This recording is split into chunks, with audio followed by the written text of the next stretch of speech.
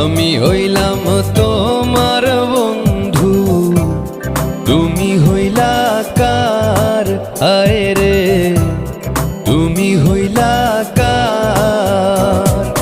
তোমার জন্য এত করলাম, কি দাম দিলা তুমি তার? হায়রে তোমার জন্য এত করলাম, কি দাম দিলা তুমি তার? আল্লাহ করবে তোমার বিচার।